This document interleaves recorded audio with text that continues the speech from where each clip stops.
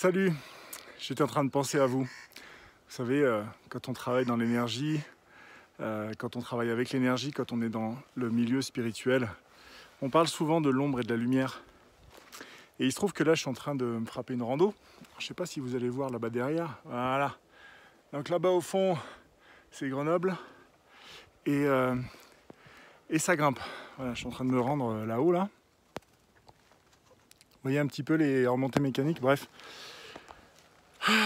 Et ça grimpe, vous voyez derrière moi.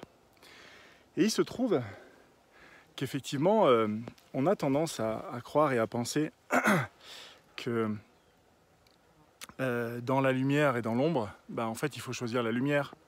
Parce que l'ombre, c'est mal. Très spirituel comme concept. De dire que l'ombre, c'est mal. C'est ironique, hein, bien sûr, puisque dans la spiritualité, en fait, on adopte le point de vue de l'unité. Et donc, dans l'unité, il n'y a pas de séparation, vu que c'est l'unité. Et donc, il n'y a pas le bien et le mal séparés. Il n'y a pas l'ombre et la lumière. Il y a tout dans l'unité. Parce qu'il se trouve que la raison pour laquelle je vous tourne cette vidéo tout de suite, ce qui m'a fait marrer, en fait, qui m'a dit « Ah, faut que je leur dise », c'est que, vous voyez, je suis à l'ombre, parce que là, il fait chaud dans la lumière. Et en fait, je me marrais parce que mon mental venait de me proposer la phrase suivante. Tiens, on dirait que je suis en train de choisir les zones d'ombre. Et effectivement, depuis tout à l'heure, en fait, je m'arrange pour passer dans les zones d'ombre, parce que c'est là où il fait moins chaud. Donc l'ombre aussi, c'est cool. Voilà.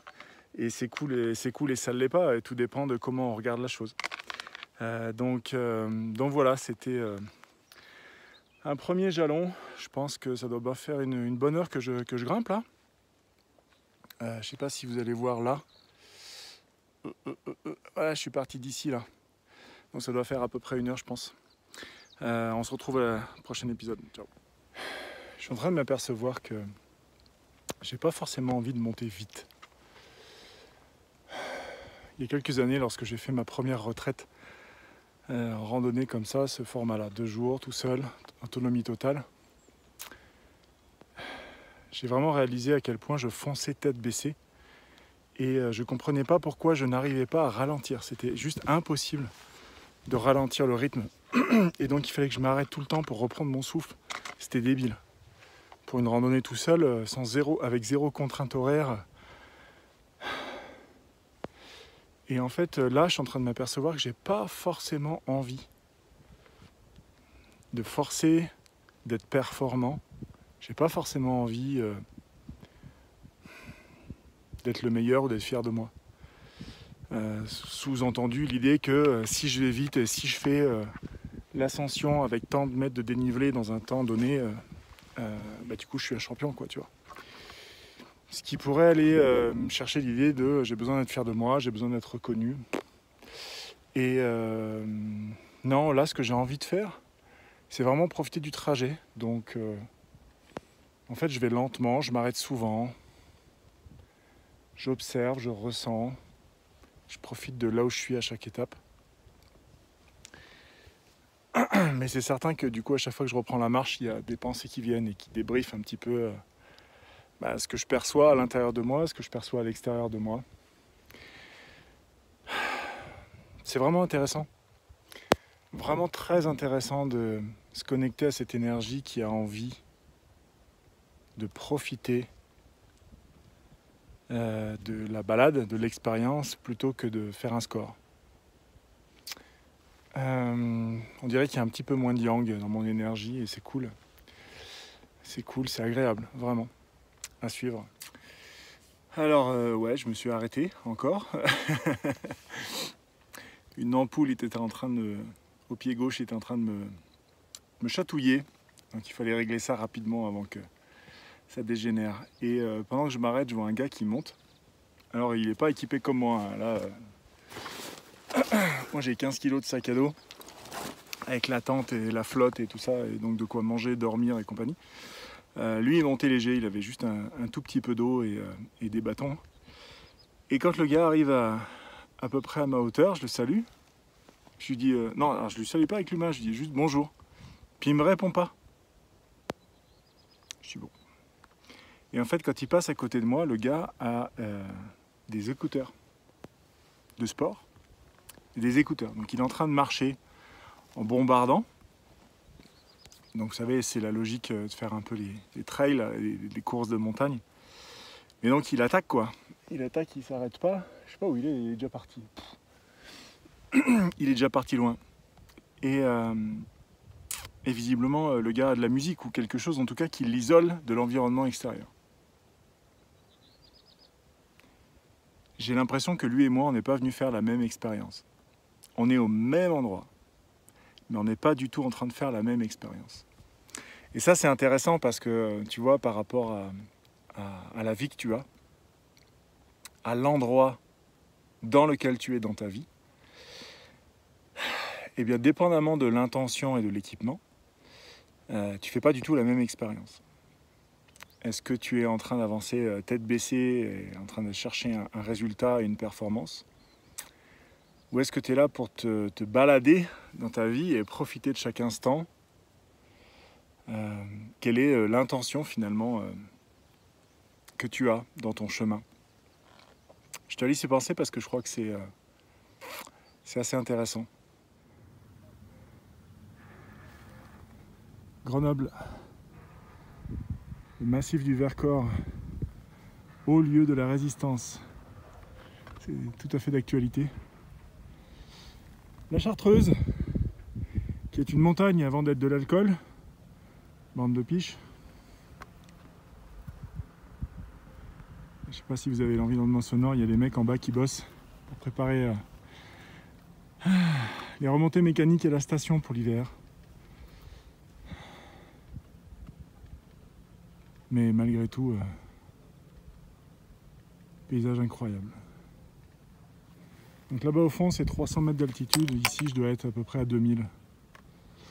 Grosso modo, 1009, 2000 à peu près. Alors ce qui est intéressant quand on arrive à un certain stade, et je suis arrivé en haut de la station ici, quasi. Ce qui est génial avec les montagnes, c'est qu'on débouche de l'autre côté. Regardez ça.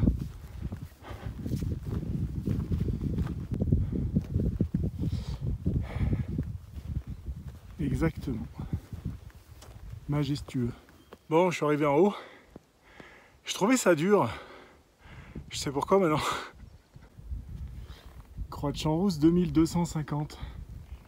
Je suis parti d'ici, 1650. En fait, je pensais avoir beau manger 300 mètres de dénivelé. J'ai mangé 600 mètres de dénivelé. Voilà pourquoi. Et à nouveau, le spectacle. De l'autre côté de la montagne. Une autre montagne. À croire que c'est jamais fini. Et en fait, là-bas derrière, il y a l'Italie. Alors pas tout de suite, hein, mais il y a une autre montagne là-bas. Et encore après, c'est l'Italie. On est dans les Alpes françaises.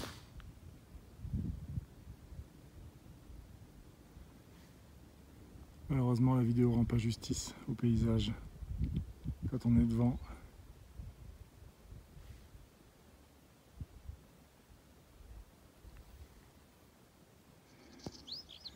Dans le creux en bas, ma destination. Vous pensez qu'il va faire frais? Je pense que je me baignerai pas.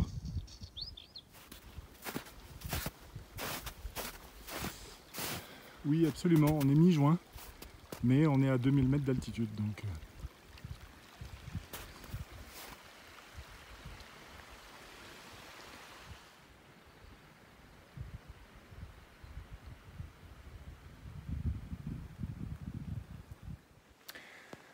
Allez, ça y est, je pense que je vais m'établir ici pour ce soir. Je suis en plein milieu des lacs en fait. Alors il y a des petites collines de partout, vous en voyez qu'un seul. J'étais là-haut tout à l'heure. J'ai déjeuné là-haut. Et puis le coin me paraît pas mal. Visiblement, il a déjà été utilisé pour du feu. Et je vais forcément trouver, ici il y a des coins plats pour planter la tente. Je vais être bien. Donc je vais me déséquiper et puis aller explorer un peu les environs, trouver du bois, ce genre de truc. Bon ben voilà, je suis installé. La tente est en place. le feu, j'ai trouvé un foyer qui traînait d'avant. Puis j'ai trouvé du bois. Il y avait un gros bout de bois ici qui va me permettre de tenir toute la soirée. Donc c'est super, laissé par les gens d'avant. Et puis il est 15 h et je suis déjà prêt pour ce soir. Et c'est trop bien parce que en fait, tu vois, l'objectif, c'était pas de faire une grosse rando. J'ai marché 8 heures, j'ai fait tant de centaines de mètres de dénivelé. Comme je disais tout à l'heure, je suis pas là pour m'épuiser ou pour battre un record ou quoi que ce soit. Je suis là pour être peinard, au calme et de voir ce qui me vient concernant ma vie et concernant la suite de ma vie, mon avenir, celui de ma famille, de mon travail, etc. Donc voilà, maintenant je vais pouvoir me poser et laisser faire. À tout à l'heure.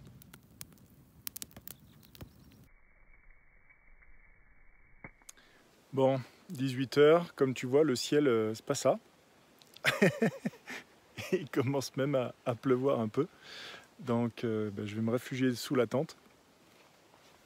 Pas de regret pour le feu, vu que là, pour le coup, j'ai bien galéré. En fait, comme tu vois autour de moi, il n'y a pas beaucoup d'arbres.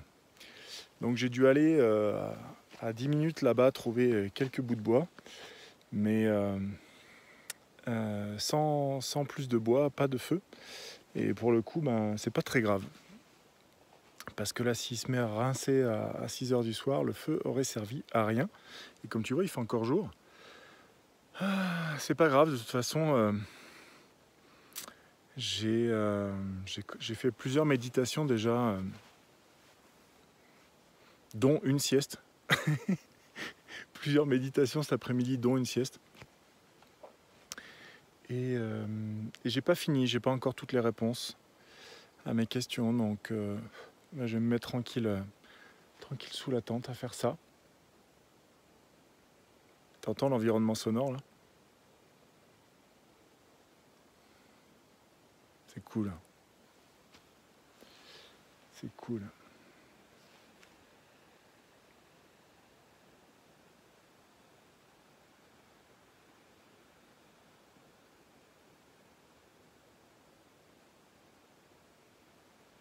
Ça annonce une soirée paisible. Allez, à plus. Eh bien, comme tous les jours depuis 3-4 jours maintenant, après un épisode vraiment très nuageux sur le massif, le soleil se lève, les nuages se sont barrés. Donc voilà, c'est l'occasion de vraiment prendre un bain de soleil avant la fraîcheur de la nuit. Et l'occasion pour moi de me laisser infuser dans cette lumière, de laisser pénétrer par cette lumière-là. Dans la douce chaleur du soir. Voilà. Je continue mes explorations dans l'énergie, à l'intérieur de moi. Et on verra si un petit peu plus tard, parce que là le soleil va vraiment pas tarder à se barrer derrière un pic. Donc, je vais être à l'ombre, mais je ne sais pas si les montagnes qui sont derrière moi seront peut-être pas un peu rosées tout à l'heure. Si c'est le cas, je te montre, sinon on se retrouve demain.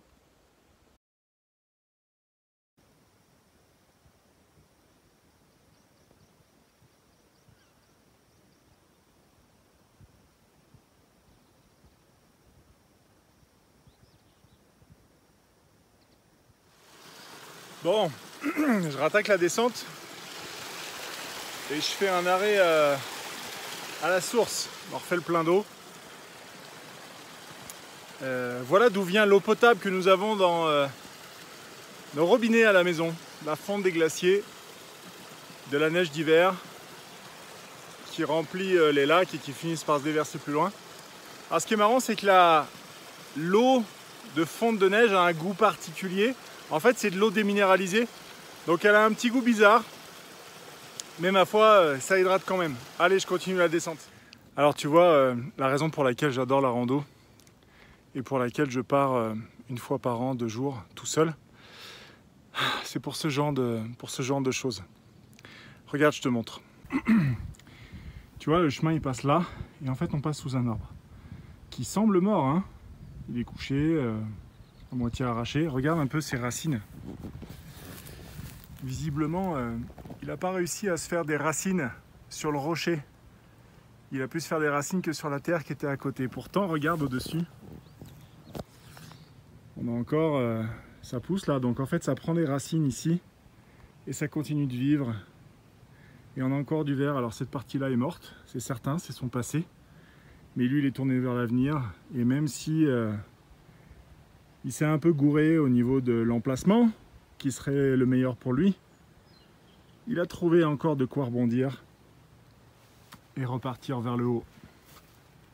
Il est bien vivant cet arbre-là, regarde. Même si effectivement, il a morflé. Et tu vois, c'est le genre de message que me transmet le chemin à chaque fois. Alors des fois c'est pour moi, des fois c'est pour vous. Tu peux avoir fait un certain nombre de choix, pas forcément les plus judicieux par le passé. Mais il y a toujours quelque part un moyen de reprendre racine, de se poser, de s'ancrer à nouveau, de recréer des fondations solides et de repartir sur un chemin tout neuf, même si le vieux chemin, il est mort, et puis c'est comme ça. Hein. Mais la vie, tu vois, c'est la vie coûte que coûte en fait. Et je trouve que c'est un formidable message d'espoir, que c'est possible en fait, quoi que tu aies pu vivre par le passé, quelle que soit ta situation, en fait, voilà, ce sapin te transmet ce message. Si tu as soif de vivre, en fait c'est possible. On continue. Un peu plus loin, on continue. Regarde un petit peu ce que je viens de trouver. Alors tu vois, ce qui est marrant ici, ce sont des fougères qui ont passé l'hiver et qui sont mortes. Alors déjà, c'est excellent pour démarrer un feu parce que c'est très très sec et très fin. Mais regarde un petit peu ce qui pousse ici. Des bébés fougères qui repartent au beau milieu du chaos et de la destruction. Et en fait, c'est toujours pareil. La vie est un cycle. Et en fait, il y a énormément de végétaux morts qui viennent nourrir en fait ce qui repart au printemps. Donc il y a ce qui est marron et ce qui est vert. Et du coup, c'est toujours la même histoire. Est-ce que tu considères que tes tentatives avortées, les choses que tu as tentées qui n'ont pas marché jusque-là, signent la fin définitive de ton existence et que statu quo, on ne change plus rien? Ou est-ce qu'au contraire, c'est l'occasion pour toi de te nourrir de ça, comme les fougères là? C'est l'occasion de te nourrir de ça pour repartir à faire autre chose, à créer autre chose, à créer du neuf à partir de l'expérience de l'ancien. J'aime beaucoup ça en fait parce que c'est là encore un message d'espoir qui nous dit regarde, c'est possible. Qu'est-ce que t'en penses? Bon, il faut que je vous raconte ce qui vient de se passer parce que c'est vraiment intéressant. Il reste encore pas mal de neige dans les pentes. Donc du coup, c'est pas forcément facile de suivre un chemin balisé. Il se trouve que j'ai pas tout à fait pris le chemin que je devais prendre, mais c'est pas grave, je vais faire un détour. Et à un moment donné, je me perds quand même. Et je me retrouve en disant, oh, je vais par où, je regarde la carte, je dis bon, a priori c'est à peu près par là. Et tu vois, derrière moi, il y a une foutue falaise, quoi. Et je me retrouve en fait à flanc de falaise, au milieu d'un pierrier. Bref, c'était mal barré. Et là, je dis bon, guide-moi. Je suis perdu. Là, je sais pas où je vais, je suis au milieu des pierres, des ronces. Je vois pas ce qu'il y a derrière, ça pourrait être dangereux, guide-moi. Donc ça me dit, c'est pas par là. Ok, donc je fais 2 pas en arrière et je regarde aux alentours. Et je vois au milieu des broussailles quelque chose qui ressemble à 2-3 virages d'un pseudo-chemin. Mais clairement, ça peut pas en être un parce que je vois pas où il va et c'est pas assez emprunté, etc. Donc mon rationnel, mon cerveau gauche, me dit, ça peut pas être un chemin. Mais j'ai décidé de considérer que l'énergie m'avait indiqué, si ce n'est le chemin, au moins un chemin. Donc je m'engage là-dedans. Et j'avais pas fait 3 mètres que je vois le chemin qui était un petit peu en dessous. Si j'avais pas fait confiance à ça, je serais peut-être en train de me mettre en danger au milieu de la montagne et complètement en dehors des sentiers balisés. Et le vrai chemin était juste en dessous, mais de là où je m'étais arrêté, je ne pouvais pas le voir. Je pouvais le voir que depuis le faux chemin finalement que l'énergie m'a indiqué. Et je me rends bien compte que ces dernières années, je suis progressivement passé de « Ah mais non, ça peut pas être ça », tu vois, avec un mental rationnel qui avait toujours le dernier mot, à ouais, moi je sens que je vais faire confiance à ça. Pareil, tout à l'heure, ça m'a dit « Regarde ta carte ». Je n'ai pas écouté la première fois, après ça m'a dit « Regarde ta carte ». Et effectivement, j'étais en train de partir du mauvais côté. Donc voilà, c'est un exemple tout bête, mais c'est vraiment un exemple pour essayer de vous dire écoutez votre intuition, en fait, qui est la première voix qui arrive à l'intérieur de votre esprit quand vous lui laissez la place. Et juste après l'intuition, il y a le mental qui dit ben non, pourquoi non, c'est pas logique, mais non, ça sert à rien, mais non, mais non, mais non, mais non.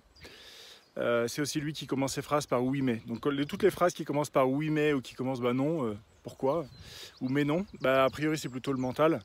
Donc essayez de faire cet effort de conscience, d'écouter la première voix qui, pour le coup, est votre intuition. Allez, je continue.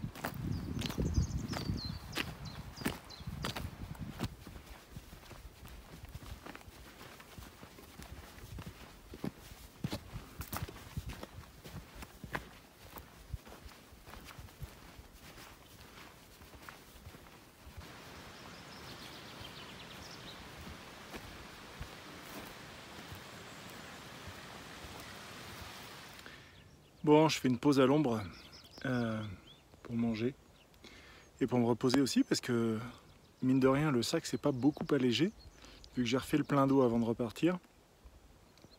Et j'avance pas aussi vite que les heures, les temps de trajet indiqués sur les panneaux. Ça me fait marrer parce que le mois d'avant était terrorisé à l'idée de ne pas être à la hauteur et il fallait forcément faire plus court que les temps indiqués sur les panneaux. Et cette sortie-là n'a juste rien à voir de ce point de vue-là, puisque depuis hier, je te dis, j'ai pas envie de forcer, j'ai pas envie d'être dans la performance ou dans l'effort, j'ai envie de profiter du voyage. La raison pour laquelle je tourne cette vidéo maintenant, c'est que je viens de croiser une jeune femme qui montait et qui me demande des indications. Est-ce que c'est bien par là, tel lac? Est-ce que les lacs d'après sont là-haut, etc. Donc je la renseigne. Et en repartant, en fait, elle m'a laissé quelque chose. Elle avait un visage relativement joli, mais elle dégageait une puissance yin incroyable. Alors le yin, tu as peut-être déjà entendu parler du yin et du yang, ce symbole noir et blanc. Donc le yang, c'est la partie noire, c'est le masculin, et le yin, c'est la partie blanche, c'est le féminin. Et son féminin à elle était tellement fort. Et je suis reparti avec, et pendant 10 minutes, je me disais, waouh, j'ai été touché par sa féminité, et ça m'a montré à quel point, j'y suis pas encore. Ça fait pourtant bientôt 1 an que je m'assure de développer la partie sensible, et visiblement, j'ai plutôt fait du bon travail de ce côté-là, vu les scans thérapeutiques que je propose et la quantité de retours des témoignages que j'ai où les gens sont très heureux avec ça. Je vois bien que j'arrive à ressentir. Mais ça, j'y suis pas encore. Et là, tout de suite, j'observe en fait que son yin à elle était en train d'infuser à l'intérieur de mon énergie à moi, puisqu'il y a évidemment l'intention de ma part de retrouver le chemin vers cette partie-là de moi. Le féminin, le sensible, le beau, le délicat.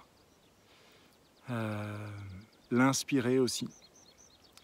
Donc voilà, je m'aperçois que je suis encore pas mal yang et j'aspire à faire une sorte de, non pas de pivot pour tourner le dos à ça, mais vraiment aller vers ce symbole noir et blanc où il y a moitié-moitié et où les deux parties, bah, c'est pas un demi-cercle, tu vois bien ce symbole.